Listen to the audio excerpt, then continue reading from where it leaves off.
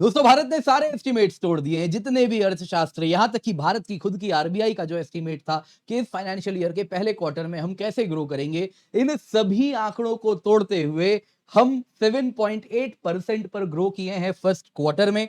और ये बहुत बड़ा आंकड़ा है। करीबन पिछले 5 क्वार्टर में हमने ऐसा ग्रोथ नहीं देखा, वैसा ग्रोथ हमने इस फाइनेंशियल ईयर के पहले क्वार्टर में रजिस्टर किया है। दोस्तों कहानी सिर्फ इतनी नहीं है, यहाँ पे अर्नस्ट एंड यंग, उनका भी एक रिपोर्ट सामने आया है जिसके द्वारा ट्रंप चाहे जितना टैरिफ लगाए, भारत को कोई असर नहीं पड़ने वाला। हमारी जो लॉन्ग टर्म ट्रैजेक्टरी है ग्रोथ की, वो अडिग है, उसको आप रोक नहीं सकते। 2038 तक हम यूएसए को भी पछाड़ने वाले हैं परचेजिंग पावर पैरिटी टर्म्स में। अब दोस्तों यहाँ पे वो डोनाल्ड ट्रंप जो भारत को डेड इकोनॉमी कहते थे, उनके मुंह पर ये एक बहुत बड़ा तमाचा है जो भारत के नंबर्स ने जड़ा है। क्या है एग्जैक्टली इसमें, वो हम देखेंगे आज के इस वीडियो में। इसके सिवा ये भी हम देखेंगे, जी हाँ, ट्रंप ने कहा है, अब टैरिफ लगा भी दिया है, मोस्ट लाइकली रहने भी वाला है 55 से 60 बिलियन डॉलर का, जैसा मैंने आपको आज के एक वीडियो में बताया था कि उतना करीबन करीब हमारे ऊपर इसका इंपैक्ट आएगा। उसके बावजूद भी यहाँ पे अर्नस्ट एंड यंग का कहना है हम यूएसए को पछाड़ने वाले हैं आने वाले 13 सालों में। दोस्तों यहां से एक बात समझ आ रही है जो कि बिल्कुल क्लियर है। अगर आप देखें दोस्तों तो India biggest market in making है, और यदि आपको इस इतने बड़े मार्केट में शेयर चाहिए तो आपको हमारे रूल्स के अनुसार खेलना पड़ेगा। आपको यहाँ पे आना है, इस मार्केट से लाभ उठाना है, तो यहाँ आइए, मैन्युफैक्चरिंग कीजिए, यहाँ आइए, फैक्ट्री लगाइए, टो दी लाइन हम जो कह रहे हैं वो कीजिए, तो ही आपको इस मार्केट का फायदा मिलेगा। ये बात भारत अब दुनिया को डिक्टेट कर रहा है। ट्रंप को समस्या हो रही है तो थोड़ा वो तड़प रहे हैं, जो कि आप देख रहे हैं, लेकिन आना भी उनको यहीं पर है, क्योंकि ये मार्केट कोई भी इससे अब अनछुआ नहीं रह सकता। अगर आपके पास पैसे हैं, पैसा तो फिर यहीं आएगा। आज मोदी जी ने जापान में कहा भी है, इंडिया में पैसा मल्टीप्लाई होता है। अगर आपको पैसा मल्टीप्लाई करना है तो यहां आना है। दोस्तों क्या है पूरी कहानी, आइए आज के वीडियो में इसी पर चर्चा करते हैं। पर इससे पहले आगे बढ़े, आप सभी से निवेदन है, वीडियो लाइक करें, चैनल सब्सक्राइब करें, बेल आइकन अवश्य दबाएं, साथ ही साथ हमारे टेलीग्राम चैनल पर जरूर जाएं, जाके जुड़ जाएं।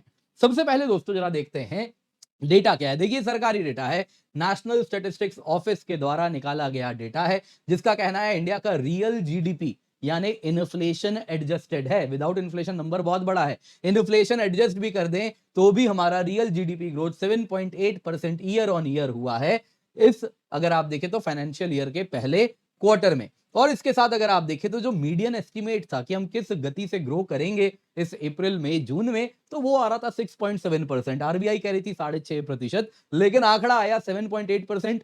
सरप्राइज था सभी के लिए, बड़ा ही प्लेजेंट सरप्राइज रहा है।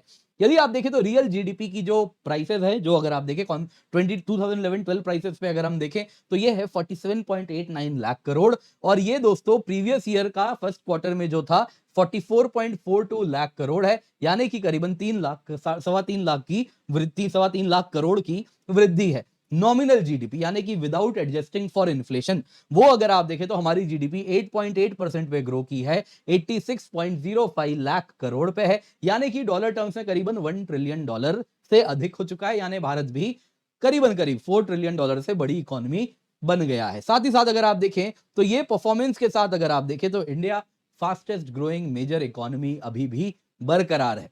सेक्टोरल परफॉर्मेंस देखते हैं दोस्तों, यहां पे सर्विसेज सेक्टर जो कि हमारे जीडीपी का 50% कंट्रीब्यूट, उससे भी अधिक रादर करती है, उसमें बहुत मजबूत परफॉर्मेंस देखने मिला है। ट्रेड, होटल्स, ट्रांसपोर्ट, कम्युनिकेशन 8.6% पे ग्रो किए हैं। Financial and real estate services 9.5% पे ग्रो किए हैं। पब्लिक एडमिनिस्ट्रेशन, डिफेंस, ये अगर आप देखें 9.8% पे ग्रो हुआ है। दोस्तों अगले साल तो पे रिवीजन भी आएगा, तो ये आपको और भी ज्यादा तेजी से ग्रो होता हुआ दिखने वाला है, क्योंकि पब्लिक स्पेंडिंग इसमें जाने वाली है। डिजिटल ट्रांसफॉर्मेशन, टूरिज्म की वृद्धि, फिनटेक इनोवेशन, यूपीआई, इन सब से सर्विसेज सेक्टर को अक्रॉस इंडिया लाभ हुआ है। दूसरा दोस्तों गवर्नमेंट लेड इंफ्रास्ट्रक्चर पुश हुआ है, जिसमें आप जान ही रहे हैं किस प्रकार से भारत में अलग अलग इंफ्रास्ट्रक्चर प्रोजेक्ट हो रहा है, कंस्ट्रक्शन हो रहा है, अलग अलग इंडस्ट्रीज को इंसेंटिवाइज किया जा रहा है, पीएलआई स्कीम है। तो इस तरीके से भी अगर आप देखें तो कहीं पोर्ट, कहीं एयरपोर्ट, कहीं रेलवे लाइन, बुलेट ट्रेन, सब कुछ बन रहा है, मेट्रोज बन रहे हैं, उससे भी बहुत ज्यादा तेजी ग्रोथ हमको देखने मिली है। फिर दोस्तों एग्रीकल्चरल रिबाउंड हुआ, जो कि बड़ा ही प्लेजेंट रहा है। मॉनसून कंडीशंस अच्छे रहे, गवर्नमेंट सपोर्ट रहा, जिस वजह से अगर आप देखें तो हमारे यहाँ एग्रीकल्चरल ग्रोथ जो कि पिछले फर्स्ट क्वार्टर में 1.5% था, वो बढ़ के 3.7% हुआ है, जो कि काफी बढ़िया है। फिर दोस्तों हाई ग्रोथ के रीजंस यहां पे अगर आप देखें तो सबसे पहले तो डोमेस्टिक डिमांड बड़ा मजबूत रहा है, गवर्नमेंट स्पेंडिंग भी बरकरार है। दोस्तों यहाँ पे अगर आप देखें तो कैपिटल एक्सपेंडिचर जो सरकार कर रही है वो एक मेजर कारण रहा है ग्रोथ का, जिसके द्वारा सरकार जो निवेश कर रही है, इंफ्रास्ट्रक्चर बना रही है, उससे भी काफी तेजी से ग्रोथ दिख रहा है।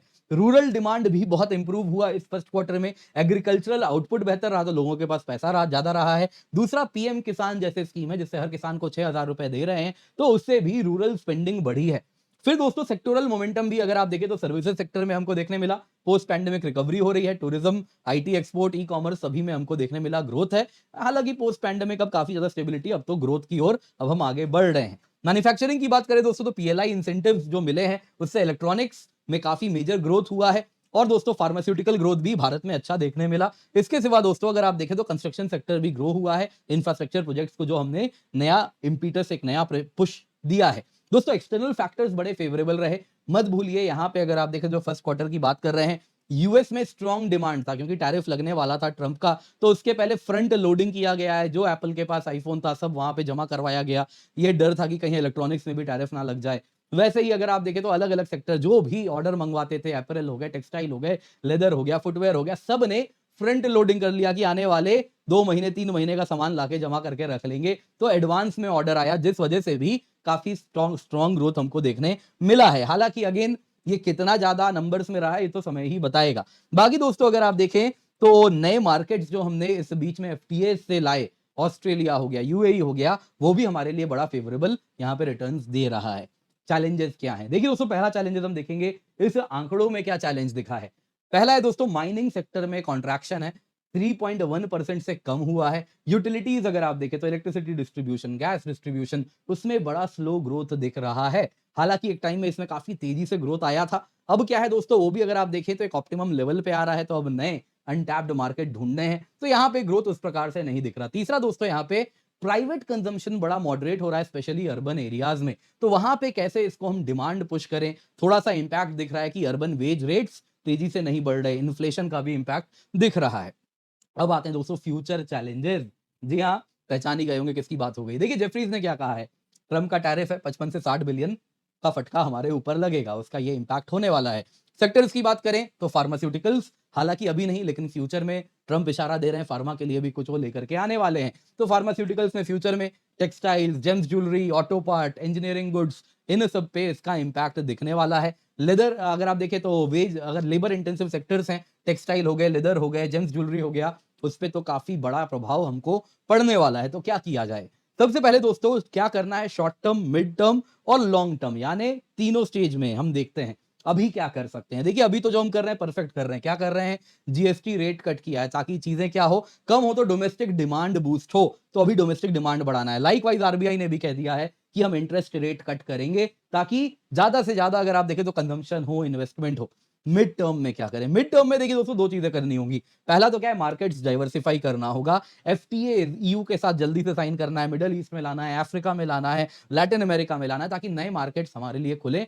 साथ ही साथ ट्रंप एडमिनिस्ट्रेशन के साथ भी देखिए नेगोशिएशन करना है, यूएस भी कह ही रहा है इन दी एंड सब कुछ ठीक हो जाएगा, तो ठीक है, वो कैसे ठीक होना है वो भी हमें फाइनली सॉर्ट करना होगा, तो वो करें। लॉन्ग टर्म में क्या करें, लॉन्ग टर्म में दोस्तों बहुत जरूरी है कुछ ऐसे रिफॉर्म्स है जो आज तक नहीं आए, जैसे कि लेबर मार्केट में जो रेगुलेशंस हैं वो रिफॉर्म लाना है, ताकि हमारे यहाँ जो लेबर है उनकी फ्लेक्सिबिलिटी बेहतर हो, ज्यादा से ज्यादा लोग हम ऑर्गेनाइज सेक्टर में भी ला सकें, तो इस तरफ जाना होगा। लैंड एक्विजिशन में लेके जो झंझट है वो खत्म करना है, तो उसको हमें रिफॉर्म करना है। कंप्लायंस बर्डन इतना है, आज अगर आप एक फैक्ट्री चला रहे हैं, एक छोटी सी भी फैक्ट्री है, तो उसमें भी दुनिया भर के आपको लाइसेंसेस चाहिए, उसके बाद आप आगे बढ़ते हैं। फिर अगर आप देखें तो लेबर ऑफिस से कभी कोई आएगा, फिर एनवायरमेंट वाले आएंगे, फिर अगर आप देखें तो एयर एक्ट, वाटर एक्ट, दुनिया भर के एक्ट है, इसमें ये कमी, इसमें वो कमी, तो वो कंप्लायंसेस कम करें, ईज ऑफ डूइंग बिजनेस लाना है, उसका समय अभी है। साथ ही साथ टेक्नोलॉजी अडॉप्ट कीजिए, एआई, इंटरनेट ऑफ थिंग्स, जो नेक्स्ट जनरेशन रिफॉर्म्स हैं, भारत की अर्थव्यवस्था नेक्स्ट जनरेशन इकोनॉमी पे सवार हो सके, उस तरफ मूव करना होगा। तो ये तो short mid long term challenges हैं जो हमें एड्रेस करने हैं।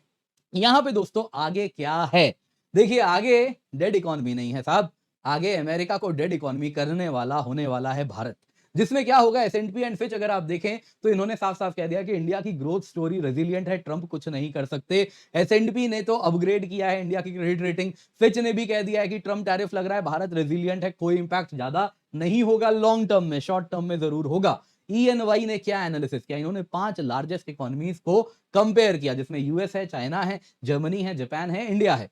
और फिर इन्होंने कहा कि देखिए भारत आज वर्ल्ड थर्ड लार्जेस्ट इकोनॉमी है परचेजिंग पावर पैरिटी टर्म्स में, और नॉमिनल जीडीपी में 5वीं सबसे बड़ी हम अर्थव्यवस्था है। परचेजिंग पावर पैरिटी क्या होता है दोस्तों? बेसिकली मैं आपको अगर सिंप्लीफाई करके बताऊं तो अगर भारत में 100 रुपया आपके पास, मान लेते हैं $1 100 रुपया होता है, तो अगर मैं 100 रुपया लेके जा रहा हूं तो मैं बाहर जाके एक, हो सकता है शायद $2 ले लूं, तो मैं एक मैकडोनल्ड का बड़ा वाला बर्गर खा सकता हूं 200 रुपए में। वहीं दोस्तों अगर मैं यूएस चला जाऊं तो मेरे पास वापस मुझे $2 दे दीजिएगा, मुझे कोई मैकडोनल्ड का बर्गर नहीं मिलने वाला। सेम बर्गर वहां पे मुझे अगर आप देखें तो $8 का मिलेगा। तो इसका मतलब क्या है? इसका मतलब यह है जो $2 से भारत में मैं खरीद सकता हूं, यूएस में वही मुझे $8 में मिलता है। यानी कि नंबर्स तो क्या है दोस्तों, पैसे तो क्या है, ये तो बस हमारा द्वारा क्रिएटेड आइटम है, एक कन्वर्जन के लिए एक सिस्टम है, लेकिन एक्चुअल तो प्रोडक्ट है, गुड्स है, सर्विसेज हैं जो हम कंज्यूम कर रहे हैं। तो सेम बाल कटवाना है मुझे, तो हो सकता है भारत में मैं किसी शहर में रहता हूं तो 100 रुपए में कटवाऊंगा, यूएस जाऊंगा मुझे $1000 लगेगा। मतलब यह है कि जो मैं भारत में 100 रुपए में कमा सकता हूं, जो खा सकता हूं, जो कंजम्पशन कर सकता हूं, वो यूएस में करने के लिए 400 रुपए लगेंगे। मतलब कि हमारी अर्थव्यवस्था अगर यहां पे 5 ट्रिलियन की है, तो अगर हम यूएस से सेम इस अर्थव्यवस्था, अगर यही अर्थव्यवस्था यूएस के रेट पे सामान बिके यहां पे, तो ये अर्थव्यवस्था 4 गुना बड़ी हो जाएगी, कुछ 20 ट्रिलियन की हो जाएगी। तो इसीलिए जब भी हम इकोनॉमीज को कंपेयर करते हैं तो परचेजिंग पावर पैरिटी का ही इस्तेमाल करते हैं। तो इसीलिए इसमें ईएनवाई का जो एनालिसिस है उसमें परचेजिंग पावर पैरिटी टर्म्स का इस्तेमाल किया गया, जिसमें उन्होंने कहा कि देखिए इंडिया अगर आप देखें तो इस वक्त थर्ड लार्जेस्ट इकोनॉमी है। फिर वो कह रहे हैं यूनाइटेड स्टेट्स का परचेजिंग पावर पैरिटी में आता है $25.7 ट्रिलियन, आज का आंकड़ा है। इंडिया आता है $14.2 ट्रिलियन पे परचेजिंग पावर पैरिटी टर्म्स में। ये जो गैप है ये 11.5 ट्रिलियन का है। अगेन परचेजिंग पावर पैरिटी क्या है दोस्तों? ये थोड़ा वर्ल्ड बैंक अलग एस्टिमेट करता है, आईएमएफ अलग एस्टिमेट करता है, तो इसलिए आपको जो 14.2 ट्रिलियन दिख रहा है, अलग अलग आंकड़ों में 17-18 ट्रिलियन भी दिखेगा।